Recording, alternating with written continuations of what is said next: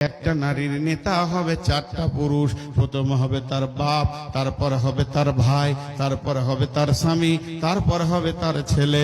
বাপ ভাই, যদি বাপ ভালো থাকে সুস্থ থাকে তো বাপ হবে একটা নারীর ম্যানেজার।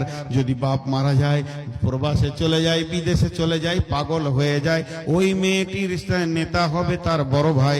পর্যায়ক্রমে তার ভাইরা হতে থাকবে।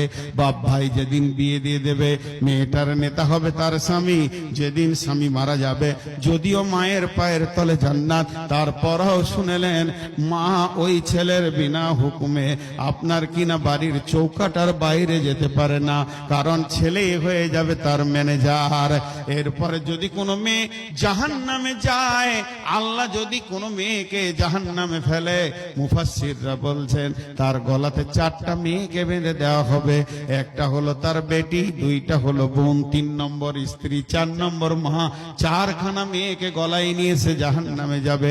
এমন হবে কোন মেয়ে জাহান্নামে যাবে আর তার গলাতে চারটা পুরুষকে বেঁধে দেওয়া হবে, বাপ ভাই স্বামী সন্তান। তার কারণ পৃথিবীর বুকে যখন কোন পুরুষের কিয়ামতের মাঠে বিচার হবে, তো পুরুষটাকেই সামনে করে বিচার হবে, আর তার সঙ্গে কাউকে ডাকা হবে না। কিন্তু একটা নারীকে যখন আদালতে তোলা হবে, তখন 4 জন পুরুষকে দাঁড় করিয়ে নারীটার বিচার হবে, কারণ এরা ছিল পুরুষ, এরা ছিল ওর মালিক। কেন তোমার গাড়ি পৃথিবীতে অ্যাক্সিডেন্ট করেছে, গুনাহ করেছে? বাপ ভাই তুমি কি কানা ছিলে? জালসার দিনে তোমার যুবতী বোনটা, বেটিটা, তোমার ইয়ং বউটা রাস্তায় কি চরিতার্থ করেছে, রাত্রিতে তুমি কেন খবর রাখনি? এ ব্যাপারে কিয়ামতের মাঠে প্রশ্ন হবে। অর্থাৎ যার গাড়ি অ্যাক্সিডেন্ট করে, গাড়ির মালিক ছাড়া যেমন গাড়ি কিনে বিচার হয় না, যে মেয়েটি গুনাহ করবে ওর পুরুষকে ছাড়া, ওর মালিক ছাড়া কিয়ামতের মাঠে বিচার হবে না।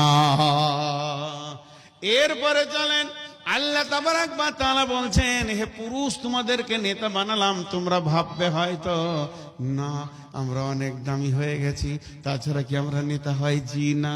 তুমি কি ছেলের মা বানিয়েছো, এর জন্য নিজেকে পুরুষ মনে করছো না? তুপুর যদি ছেলের মা বানানোটাই সব থেকে পুরুষত্বের প্রতীক চিহ্ন হয়, তুমি সারা বছর মেহনত করলে একটা ছেলের মা বানাবে।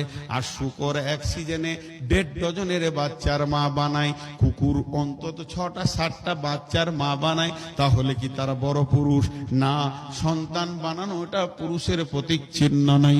বিমা ফাদ্দালাল্লাহু বা'দাহুম আলা বা'দিন, আমি আল্লাহ তোমাদের প্রেম যমুনার জোয়ারে সন্তানটাকে হীরের টুকরো তুলে দিই প্রেম সমুদ্র থেকে। এটাই হচ্ছে তোমাদের বড় নিয়ামত, এর জন্য কেউ কারো উপরে যাবে না। অবিমা আনফাকু মিন আমওয়ালিহিম, হে পুরুষের দল, তোমাদের দায়িত্ব হচ্ছে ইনকাম করে নিয়েছে বিবির পেছনে খরচা করবে, বিবিকে তুমি খাওয়াবে, পান করাবে, বিবিকে তুমি আনন্দ দেবে, এবং বিবির পেছনে তোমার খরচা হবে, তবেই তুমি সমাজে পুরুষ। জি ভাই, বিবি মানে ঠান্ডা, বিবি মানে জান ঠান্ডা, আর এখন বিবি মানে জান গরম। ভাই আপনাদের বিরক্ত লাগছে নাকি? যেতে যেতে তো সব চলেই গেল। যত বিবির কথা বলছি তত বিবির কাছেই চলে গেছে না। দেখছে টাটকা গরম বায়ান শুনছি, এখনই বিবিকে দেখা করি, এ ঘর চলেই গেল। একটু সবর করেন। জি, আল্লাহ বলছেন তো একজন ওর সেই ফ্যান, সিলিং ফ্যান দেখেছেন? সিলিং ফ্যান এরকম ঘুরবে, উপর থেকে হাওয়া নিচে নামাবে, হ্যাঁ, আর জানটা ঠান্ডা হবে। একজনের ফ্যানের ক্যাপাসিটার যেটা থাকে, ওই ফ্যানের মোটরের কাছেই থাকে ব্যাটারির মতো, ওটা কি বলে? ক্যাপাসিটার বলে, কেউ কন্ট্রোলার বলে। তো ওই ক্যাপাসিটারটা খারাপ হয়ে গেছে, পুরাতন, যেটাকে ফেলে দিয়ে একটা নতুন লাগিয়েছে। নেগেটিভটা পজিটিভ, পজিটিভটা নেগেটিভে করে দিয়েছে। ফ্যানটা সোজা ঘুরবে না, উল্টা ঘুরবে, উল্টা ঘুরবে।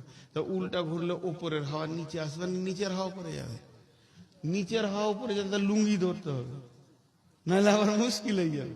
ঘটনা এরকম ঘটে যাবে। তো দেন দেন, যার যেমন আছে দেন। এখন দুটি তার লাগাচ্ছি। নবীজি বলছেন তুমি মহারানা দিয়ে বিবিকে আনো, নেগেটিভ। তুমি মহারানা দিয়ে বিবিকে আনো, বিবির কাছে টাকা নেবে না। আল্লাহ বলছেন সারা জীবন তার পেছনে খরচা করো, তার টাকার দিকে তাকাবে না। কিন্তু এখন নেগেটিভ পজিটিভ, পজিটিভ নেগেটিভ করে দিয়েছি আমরা। বউ লিব, টাকা লিব। আল্লাহ বলছেন নিয়ে যা ঘর, ফ্যান উল্টা দিকে ঘুরবে, ক্যাপাসিটার উল্টা দিকে লাগিয়ে দিয়েছে। Negative positive, positive negative. এবার ফ্যানটা যেই চালিয়ে দিয়েছে, লুঙ্গি ধর, নাহলে বেজ্জুতি হয়ে যাবি। বউটাকে নিয়ে এসেছে তার বাপের বাড়ির টাকা নিয়ে, এমন ঘরের ভিতরে অশান্তি শুরু হয়ে গেছে। এখন বংশকে বংশ খালি জেলখানা দেখতে পেয়েছে, জেলখানার গেট দেখতে পেয়েছে। নচে তোমার কোনো উপায় নাই, মান সম্মান থাকবে না, চলে যাবে, ধুয়ে যাবে, শেষ হয়ে যাবে। অতএব সমস্ত শান্তি আল্লাহর হুকুম এবং রসুলের তরিকাতে ভরা আছে। যখনই আল্লাহর হুকুমের বাইরে চলে যাবেন আর শান্তি পাওয়া যাবে না।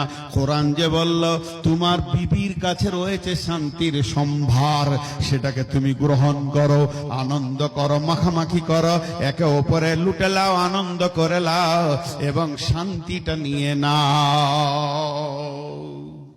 ছোট্ট একটা কথা শেষ দিকে জিজ্ঞেস করব, আপনি একবার খালি হ্যাঁ নাটা বলবেন, ভুলটা বলবেন। জি, যে মেয়েটাকে নিয়ে আমি আনন্দ করব, আমি নিজেই বলছি, চয়েস করলাম এই মেয়েটা আমার বউ হবে, ওর গলাটা জড়িয়ে ধরলাম, তোমাকে নিয়ে প্রেম খেলা খেলবো, পৃথিবীতে আনন্দ করব। আর ওর চোখের সামনে ওর বাপের পেটে একটা ভুজালি ভরে দিলাম, ওর ভাইয়ের বুকে একটা চাকু মেরে দিলাম, তারা দুজন চিত হয়ে পড়ে ছটফট করছে। আর ওকে আমি বলছি চলো আমার বিছানায়, তুমি হাসবে। মেয়েটা হাসবে কি? জোরে বলেন, হাসতে পারবে? আজকে পৃথিবীর বুকে সমস্ত দাম্পত্য শান্তিতে ভুগছে। একজন খ্রিস্টান দার্শনিক আমেরিকা থেকে বক্তব্য দিয়ে বলেছে 100টা বৈবাহিক সম্পর্ক স্বামী স্ত্রীর মধ্যে 98টা জ্বলঞ্জলিত হয়ে জ্বলছে, প্রেম আর নাই।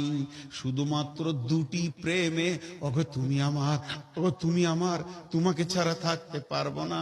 শতকরা মাত্র 2টি স্বামী স্ত্রী এরকম আছে, বাকিগুলো চলে গেছে। যাকে ডাকবেন ডাকেন না কেন, বলবে ভাইরে ছেলে দুটো হয়ে গেছে, তাই না হয় ওকে নিয়ে আর চলার লয়। এটা কারণ কি? এটা কারণ হলো